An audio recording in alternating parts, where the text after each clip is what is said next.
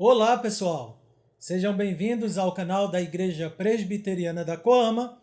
Esse é o nosso projeto Catequizando, cujo objetivo é honrar a Deus, fornecendo conteúdos teológicos edificantes a partir do Catecismo Maior de Westminster. Nesse episódio, nós abordaremos a 10ª pergunta, que indaga: quais são as propriedades pessoais das três pessoas da divindade? E a resposta é: o Pai gerou o Filho foi gerado pelo Pai, e o Espírito Santo procede do Pai e do Filho desde toda a eternidade. Como nós vimos a semana passada, ficamos de discorrer um pouco mais acerca desse assunto nesse vídeo de hoje. Até mesmo porque, embora a pergunta anterior fizesse alusão a essas propriedades pessoais, né, das pessoas da Trindade, apenas aqui nessa pergunta de número 11 é que nós temos o assunto melhor destrinchado, explicado, digamos assim, ou melhor definido, uma vez que a definição aqui ela é bem simples e bem sucinta, ok? Mas um ponto que precisamos ter em mente ainda da aula anterior é que essas propriedades é o que distingue uma pessoa da outra na Trindade. Vimos nas aulas anteriores que há um só Deus, né? Mesma substância, mesmo poder, mesma glória, mesmas perfeições. Contudo, existem três pessoas na divindade: o Pai, o Filho e o Espírito Santo. E essas três pessoas, elas têm as suas distinções. Embora sejam o mesmo Deus e iguais em tudo aquilo que acabamos de citar, elas também são distintas. E essas distinções entre as pessoas da Trindade, nós chamamos de propriedade. E por isso precisamos, mais uma vez, reafirmar o termo propriedade no Catecismo Maior, e que se refere àquilo que é peculiar de cada pessoa da divindade. Quando falamos das propriedades de cada um, nós estamos falando daquilo que é particular a cada um e que coloca cada pessoa em uma distinção pessoal em relação à outra. Essa distinção é entre as pessoas, não em relação ao ser. E semana que vem nós vamos abordar, para concluir esse assunto da Trindade, mais especificamente sobre a igualdade entre as pessoas. Mas hoje falaremos um pouco mais acerca das distinções ou das propriedades pessoais das três pessoas da divindade. Ok? Apenas à guisa de informação, como alguém já muito bem definiu, as propriedades de cada pessoa divina são aqueles modos particulares de subsistência pessoal e aquela ordem peculiar de operação que distingue cada uma das outras e determina a relação de cada uma com as outras. Então, em primeiro lugar, e nós vamos dividir isso novamente em três partes, veremos a propriedade da primeira pessoa, a propriedade da segunda e a propriedade da terceira pessoa da divindade. Então, vamos lá? Então, em primeiro lugar, a propriedade da primeira pessoa. O Catecismo Maior já começa afirmando: o Pai gerou o Filho foi gerado pelo Pai. Então, o Pai tem uma propriedade específica. Ele é a primeira pessoa da Trindade. A propriedade distintiva do Pai é que ele não é gerado, mas que ele é o eterno Pai da segunda pessoa da divindade. Ok? A primeira pessoa ela é chamada de Pai não por causa da sua relação com a criação, uma vez que o Senhor é progenitor de tudo quanto há, mas especificamente por causa de sua relação com a segunda pessoa da Trindade. A segunda pessoa é chamada de Filho, não porque ele nasceu da mulher apenas, ele é o eterno Filho de Deus, ok? Não é por causa de sua geração no tempo, mas por causa de sua relação com o Pai na eternidade. E o Espírito Santo também é definido a partir da sua relação com a primeira e com a segunda pessoa. Ademais, é importante entender que algumas vezes na Escritura nós encontramos o termo Deus vinculado às vezes apenas à primeira pessoa da divindade. Já veremos um texto bíblico sobre isso. Isso não nega a divindade dos demais, como nós já afirmamos em vídeos anteriores, e na próxima semana iremos concluir mostrando que cada pessoa de fato é divina, é o mesmo Deus. Mas às vezes esse termo Deus é aplicado primariamente ao Pai, né? A gente tem um exemplo disso. Se você abrir lá em Efésios, capítulo 1, versículo 2, nós lemos: graça a vós outros e paz da parte de Deus, nosso Pai, e do Senhor Jesus Cristo. No capítulo 4 de Efésios, versículo 6, nós lemos: há um só Deus e Pai de todos, o qual é sobre todos e age por meio de todos e está em todos. E em João 1,18 isso ainda é bem mais claro, né? Ninguém jamais viu a Deus, mas o Deus unigênito que está no seio do Pai é quem o revelou. João 1,18. Então Deus, ninguém jamais viu a Deus, é uma alusão ao Pai. Deus unigênito, veja, Cristo é Deus também, mas ele é o Deus da mesma essência do Pai. Então, geralmente, quando aparece a palavra Deus isoladamente em algumas passagens bíblicas, pode se referir à doutrina da Trindade, mas às vezes é uma referência simplesmente ao Pai, ok? E por que isso, geralmente? Está relacionado ao fato de que o Filho tem a sua subsistência, né, na divindade por meio do Pai, ok? No sentido de que o Pai é o eterno, é o Pai eterno de Cristo, aquele que eternamente gera o Filho.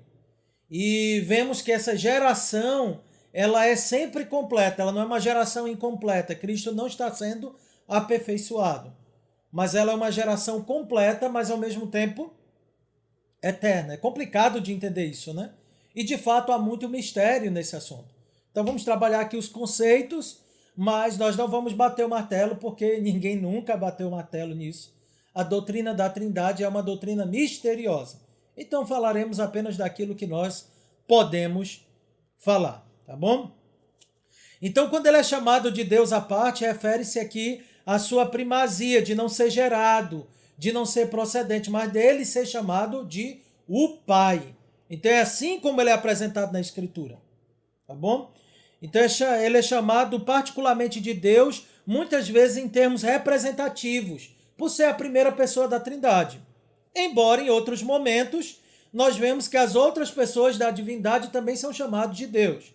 Mas o Pai especificamente acaba sendo frequentemente designado assim, como Deus. Talvez com mais frequência do que as outras pessoas, ele recebe esse título, embora as outras pessoas também recebam. Então isso implica no quê? Implica que ele é a primeira pessoa da divindade. Isso estabelece uma relação de hierarquia com as demais? Não. Isso é em termos relacionais, tá bom? Quando nós falamos sobre as propriedades de cada uma das pessoas da Trindade, nós não estamos categorizando em hierarquia. Nós estamos falando em termos de relação, em termos de relacionamento. Dito isso, nós então compreendemos que a propriedade particular da primeira pessoa da divindade é que ele é o Pai. Então ele é o eterno gerador do Filho. Ele não é gerado por nenhuma das outras pessoas da divindade, ok? Mas por meio dele, o Filho e o Espírito Santo participam da essência divina, ok? Isso teve um início? Não. Essa é uma relação eterna. E quando nós falamos de relação eterna, não faz sentido colocar um princípio, um meio e um fim dentro desta relação. É como alguém já disse, a eternidade é como se fosse um eterno presente, onde sim há movimentos, mas não em termos temporais. Então, em que sentido é isso? Nós não sabemos explicar, porque a eternidade também é outra doutrina misteriosa. Ok? Então, a propriedade particular da primeira pessoa é que ele é o Pai. Ou seja, o Filho não é o Pai, o Espírito Santo não é o Pai, apenas a primeira pessoa é o Pai. Por isso que é uma propriedade particular dela, não pertence a outras. É o que distingue a primeira pessoa das demais pessoas. Beleza? Então vamos para a propriedade da segunda pessoa, que é o nosso próximo tópico. A propriedade da segunda pessoa. A segunda pessoa tem como propriedade peculiar ser o Deus Filho. Na teologia nós chamamos isso de a eterna geração do Filho. Mas o que isso significa? O assunto é complicado, como já disse, de ser definido. Ok? Mas nesse sentido, nós iremos falar até onde a Escritura fala. Vamos manter o princípio de Deuteronômio 29, 29. As coisas reveladas nos pertencem, mas as ocultas pertencem somente a Deus. Berkhoff vai definir essa eterna geração da seguinte maneira. Ele diz que a eterna geração é o ato eterno e necessário da primeira pessoa da Trindade, pelo qual ele, dentro do ser divino, é a base de uma segunda subsistência pessoal, semelhante à sua própria, e dá a essa segunda pessoa posse da essência divina completa, sem nenhuma divisão, alienação ou mudança. Então o que Berkhoff está dizendo? A subsistência do Filho e do Espírito Santo se dá por meio da primeira pessoa, por isso a primeira pessoa é chamada de Pai. Mas já vimos que essa definição ela é em termos relacionais. Então o que se aplica ao Pai aqui, nós podemos entender na relação com o Filho. Então por que o Logos, por que Cristo ele é chamado do Filho, de Filho, do Filho de Deus? É como João 1,18 já deixou claro. Ele é unigênito de Deus. Ele é o que compartilha da essência divina, é bem verdade. Mas ele é o eterno Filho do Pai, da primeira pessoa da divindade. Ele é chamado de Filho por causa da sua relação com a primeira pessoa. Se a primeira pessoa é chamada de Pai por causa da relação com a segunda, então a máxima também, essa mesma verdade se aplica ao fato da segunda pessoa ser chamada de Filho, tá bom? E ele tem a mesma substância do Pai, né? Compartilha da mesma substância. No princípio era Deus e estava com Deus. Em que sentido que ele estava com Deus? Que ele estava com o Pai. Ele é o unigênito de Deus. Nesse sentido, João 10, versículo 30 e 31, vai mostrar que ele diz, eu e o Pai somos um, porque compartilham da mesma essência. E mais, como nós veremos aqui em João capítulo 10. João 10, versículo 30 a 33, onde diz, eu e o Pai somos um, no versículo 30. Aí novamente pegaram os judeus em pedras para lhe atirar, versículo 31. E Jesus, no versículo 32, diz, tenho-vos mostrado muitas obras da parte do Pai, por quais delas me apedrejais? E responderam-lhe os judeus, não é por obra boa que te apedrejamos, e sim pela blasfêmia, pois sendo tu homem, te fazes Deus a si mesmo. Ok? Por quê? Porque ele chama a primeira pessoa de Pai, o meu Pai, diz eu e o meu Pai somos um. Então, o Filho ele tem a mesma substância do Pai. Esse é o fato. Por isso ele é o Filho, o eternamente gerado do Pai. Essa é uma verdade que a Escritura apenas declara. Ela não destrincha mais sobre isso. Nós só vemos a Escritura colocando a segunda pessoa na posição de Filho. E vemos Cristo dizendo que havia comunhão entre ele e o Pai desde toda a eternidade. Isso está lá em João 17. Então ele sempre foi Filho e o Pai sempre foi Pai. Então o que é que nós podemos entender dessa eterna geração? Essa geração, ela é em primeiro lugar espiritual, né? Ela é espiritual, divina, e aí nesse sentido ela não tem divisão ou separação. Então, quando a gente pensa nas pessoas da divindade, nós não separamos elas, porque não é um Deus de três cabeças. Essa é uma união espiritual. Como se dá isso em termos pormenores? Nós não sabemos explicar pormenorizadamente, mas podemos apontar um fato: ela é espiritual, porque a essência de Deus é espiritual. E sendo espiritual, não tem divisão, não tem lacuna, não tem fluxo. Então é isso que quer dizer. Essa eterna geração do Filho, ela é espiritual. Tá bom? Outra coisa, o Filho recebe a sua subsistência do Pai. João 5, 26, nós lemos que assim como o Pai tem vida em si mesmo, deu ao Filho também ter vida em si mesmo. O teólogo Herman Bavinck, ele vai dizer que a geração divina implica que o Pai gera o Filho do ser do Pai.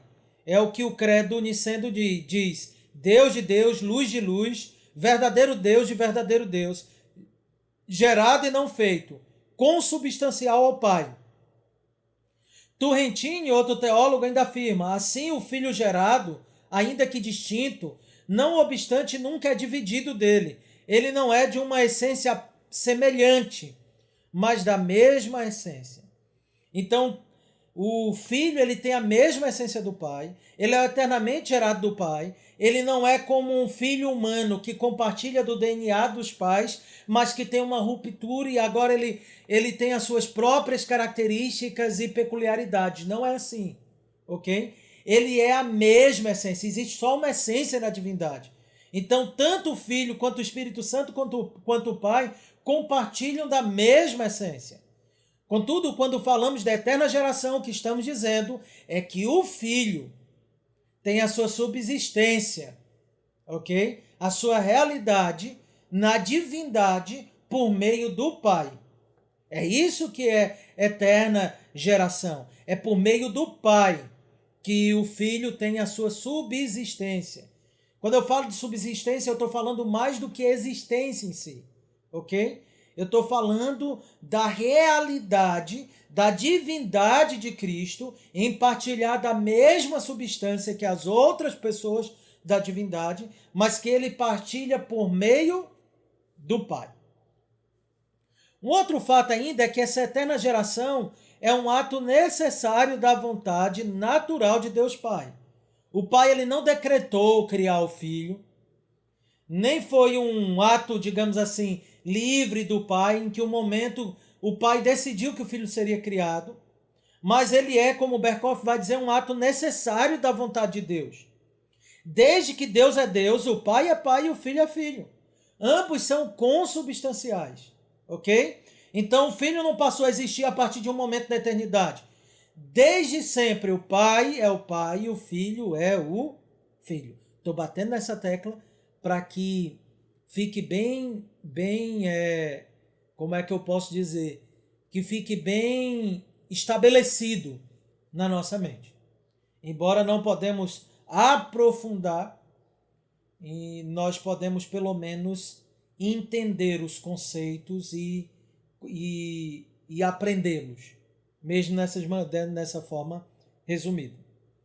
E ela é uma eterna geração. Nós já vimos que Cristo é eterno, porque ele é Deus de Deus. Semana que vem veremos que tanto o Pai, o Filho e o Espírito Santo são igualmente eternos. Já provamos a divindade de Cristo e veremos a igualdade das pessoas na próxima aula. Logo, só é possível conceber a filiação de Cristo em termos eternos. Ele é o eternamente gerado do Pai. Assim significa que essa geração nunca teve origem e nunca terá fim. E ao mesmo tempo implica que, embora não tendo origem nem fim, ela não é uma geração incompleta. Ele é completamente filho e completamente gerado e sempre gerado. É um paralelo. Nesse sentido, Turrentini afirma: é, pois, possível dizer com propriedade que a geração é concluída por uma terminação de perfeição, não por uma terminação de duração, como os escolásticos expressam. Quando se diz que o filho é perenemente gerado, não se nega a perfeição da terminação, mas apenas o fim da comunicação. O que isso significa? Que em nenhum momento o Pai deixa de gerar, de comunicar a subsistência da divindade ao Filho. Ela sempre é assim, ela é eternamente assim, ok? Mas isso também significa que o Filho não está em progressão, ele não está em progressão, ele é perfeitamente Deus, então ele é perfeitamente Filho. Ok, pessoal? Então, por fim, vamos ao terceiro ponto, a propriedade da terceira pessoa da Trindade. A propriedade da terceira pessoa da Trindade está vinculada ao fato de que o Filho, ele é aquele que procede, que o Espírito Santo, o Espírito Santo é aquele que procede do Pai e do Filho. E aqui a gente não usa o termo gerado, mas proceder. Por quê? Porque o Pai é chamado de Pai por causa da relação com o Filho, e o Filho de Filho por causa da relação com o Pai. Então a geração diz respeito à relação entre a primeira e a segunda pessoa. A terceira pessoa não é colocada como filho, como gerado. Então ele é colocado como procedente. Por isso nós falamos da dupla procedência do Espírito Santo. A doutrina da dupla procedência, ela é tão importante que na Idade Média a Igreja Cristã do Ocidente, né, ela rompeu com a Igreja do Oriente. Né? A tradição do Ocidente, latina, rompeu com a tradição oriental, grega, por causa desse assunto. Porque eles acreditavam que o Espírito Santo, ele é procedente apenas do Pai. E aí a ortodoxia sempre defendeu que o Espírito Santo ele procede do Pai e do Filho. Mas o que significa isso? O que é essa procedência? Berkoff, mais uma vez, nos ajuda. Ele diz: a procedência é o terno e necessário ato da primeira e da segunda pessoa da Trindade, pelo qual elas, dentro do ser divino, vêm ser a base da subsistência pessoal do Espírito Santo e propiciam a terceira pessoa a posse da substância total da essência divina, sem nenhuma divisão, alienação ou mudança. Ok? Então, assim como a eterna geração é um ato da primeira pessoa em relação à segunda, a procedência é um terno ato da primeira e da segunda em relação à terceira pessoa. Ok? Então, a terceira pessoa tem a sua subsistência na essência divina, na divindade, por meio do Filho e por meio do Pai. A substância é a mesma, a essência é a mesma, mas essa subsistência se dá por meio destas pessoas. Tá bom? Mais uma vez, repito, isso não cria uma hierarquia. Nós estamos falando em termos relacionais.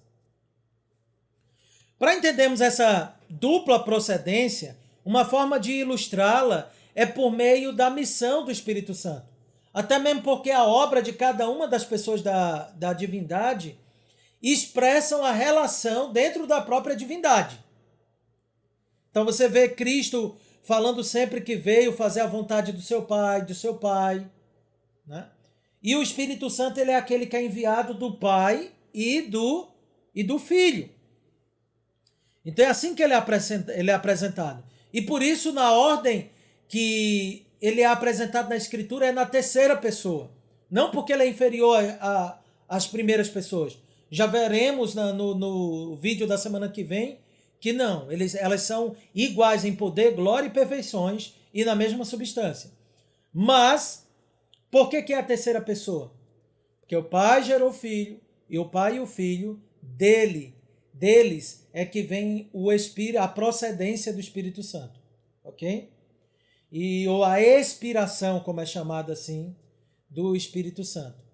Significa que o Espírito Santo teve uma origem? Não. Novamente, isso é desde toda a eternidade.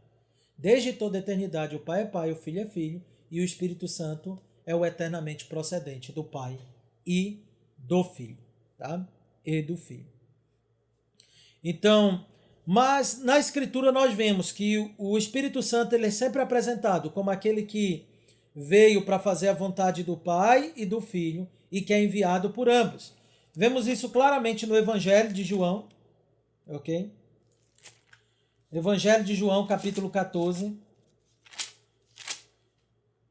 Diz assim o versículo 16, Cristo falando: Eu rogarei ao Pai e ele vos dará outro consolador, a fim de que esteja para sempre convosco. Mas aí no mesmo capítulo, versículo 26, nós lemos: mas o Consolador, o Espírito Santo, a quem o Pai enviará em meu nome. Então ele diz que roga ao Pai, no versículo 16, para que o Espírito Santo seja enviado. Depois é o Pai que envia o Espírito Santo por causa de Cristo. Em João 15, 26, nós lemos: quando, porém, vier o Consolador, que eu vos enviarei da parte do Pai. Antes era enviado, é o Pai que enviava da parte do Filho. Agora não. Agora é o Filho da parte do Pai, é o Filho que envia. Ok? Então, aí no versículo 7 ainda de João 16, lemos, né? Mas eu vos digo a verdade, convém-vos que eu vá, porque se eu não for, o Consolador não virá para vós outros. Se, porém, eu for, eu vou-lhe enviarei. Então, Cristo claramente falando que é Ele que envia. E essa verdade, ela aparece também em outros livros da Escritura. Um exemplo disso é lá Gálatas, capítulo 4, versículo 6. Gálatas 4, versículo 6, nós lemos o seguinte: